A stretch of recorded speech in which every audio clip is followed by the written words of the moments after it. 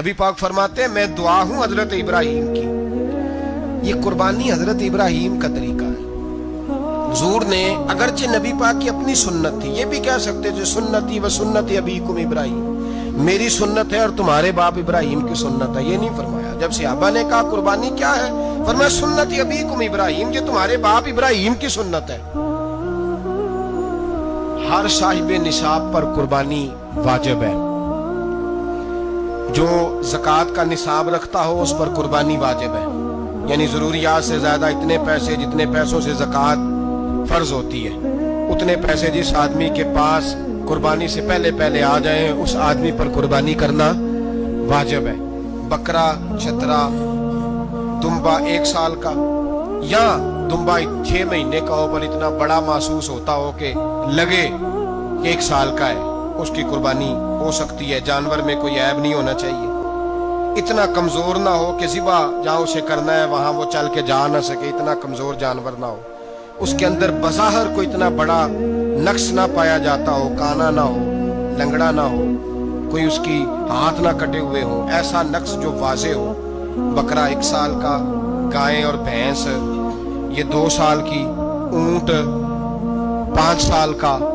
अब इसमें यह है कि हमारे बहुत सारे दोस्त, चूंकि हम देहाती लोग हैं, तो पूछते हैं कि दोंदा नहीं है तो चौगा नहीं है। तो ये हमारी पंजाबी की इस्तिलाहात है, पंजाबी की। शरीयत इस्लामिया ने साल बताए हैं। ये तो हमने अपनी आसानी के लिए, या देहातों में जो माहौल था इस तरह का जानवर लें, खूबसूरत जानवर लें। जो निसाब है वो भी मैंने आपको बताया, लेकिन एक और पहलू भी है। नबी पाक सल्लल्लाहु अलैहि वसल्लम पे ज़कात कभी फर्ज नहीं हुई,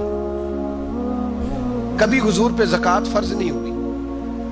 नबी पाक सल्लल्लाहु अलैहि वसल्लम के पास इतना सरमाया कभी इकट्ठा हुआ ही नहीं कि ज़कात फर्ज हो। लेकिन नबी पाक के सहाबा फरमाते हैं कि मदीने के 10 सालों में अल्लाह के रसूल ने हर साल कुर्बानी फरमाई है, हर साल कुर्बानी दी। और जिस साल हुजूर हज करने गए उस साल अल्लाह के नबी ने 63 ऊंट ज़िबा फरमाए।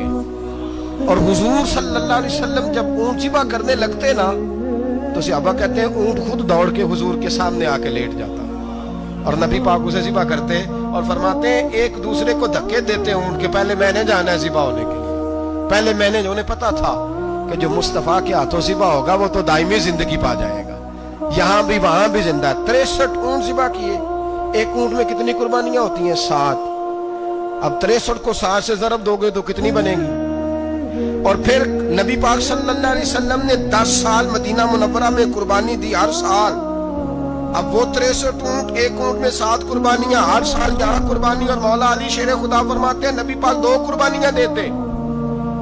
मैंने कहा हुजूर 2 जानवर ज़िबा कर रहे हैं आप, तो हुजूर ने फरमाया एक मेरी तरफ से, एक मेरी उम्मत की तरफ से, गरीबों की तरफ से। और हजरत अली को हुजूर ने वसीयत फरमाई तू 2 दिया करेगा। या रसूल अल्लाह सल्लल्लाहु अलैहि वसल्लम मैं गुलाम हूँ, खादिम हूँ। हुजूर ने फरमाया अली एक तूने अपनी देनी है, एक मेरी तरफ से देनी है। 2 कुर्बानियां। मौला अली ने भी सारी जिंदगी 2 कुर्बानियां दी। हजरत अली भी माल के निसाब नहीं थे, अपना मकान ही नहीं था, कोई कारोबार नहीं था, कई दिन फाके रहते थे, पर कुर्बानियां कितनी देते थे? 2। हमारे पास वैसे अगर ससुराल में, मेके में, कजनों में कुछ शादी हो जाए तो 50-60 हजार का खर्चा बराबर है, वो पक्का है। और कुर्बानी की बारी गरीब हो गए, सारे गरीब हो गए। कहते नहीं यहाँ मुश्किल है। और खुदा के बंदे अल्लाह के साथ तिजारत कर, उसके रास्ते में 1 देगा, रब तुझे 70 गुना इजाफा के साथ अता फरमाएगा। कुर्बानी माल के निसाब पे है। कोशिश किया करें कि अल्लाह के रास्ते में जब देना हो फिर लैतुल अल्लाह से बचें, खूबसूरत जानवर लाएं। जिनको अल्लाह ने तौफीक दी है उनके लिए नसीहत है, जिनको अल्लाह ने तौफीक दी।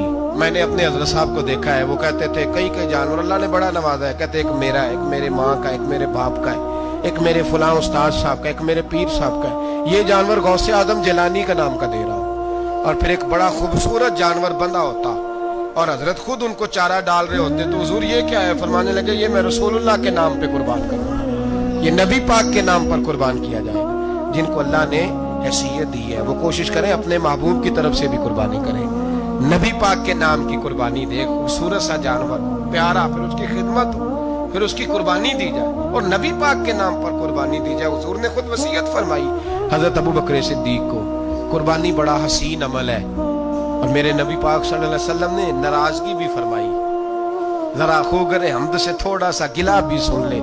میرے حبیب نے فرمایا جو طاقت کے باوجود قربانی نہ کرے وہ ہماری عیدگاہ میں عید کی نماز پڑھنے نہ آئے، وہ نہ آئے۔ اور یا رسول اللہ جو کرے گا، فرمایا قربانی کے جانور کا خون کا قطرہ بعد میں زمین پہ گرے گا، اللہ اس کے سارے گناہ پہلے معاف فرما دے گا، اللہ اس کے سارے گناہوں کو بخشے گا۔ قربانی کریں، خوبصورت انداز میں کریں، اللہ کی رضا کے لیے۔ بزرگوں نے لکھا ہے 3 حصے کرو گوشت کے، ایک گھر میں رکھو، ایک رشتہ داروں میں بانٹو، پڑوسیوں میں بانٹو، اور تیسرا فقط غریبوں کو دو۔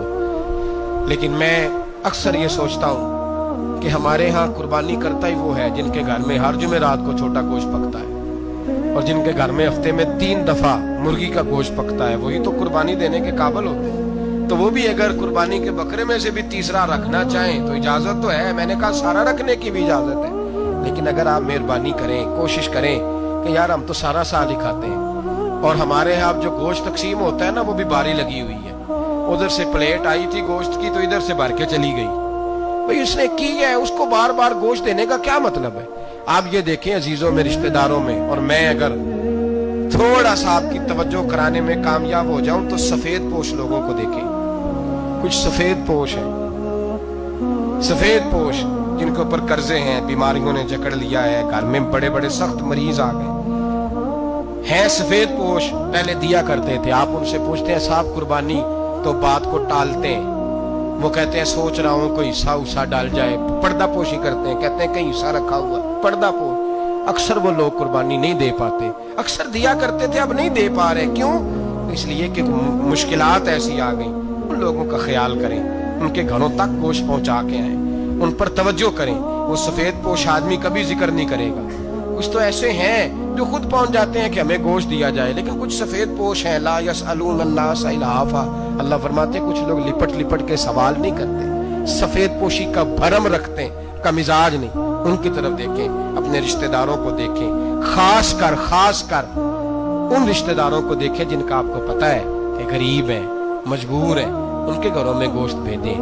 غریب بیٹیوں، غریب بہنوں کا خیال کریں، اس طرف متوجہ ہوں، ان کے ساتھ اس نے سلوک کریں، اس طرف آپ لوگ خیال کریں۔ اللہ ہمیں سمجھنے کی توفیق عطا فرمائے۔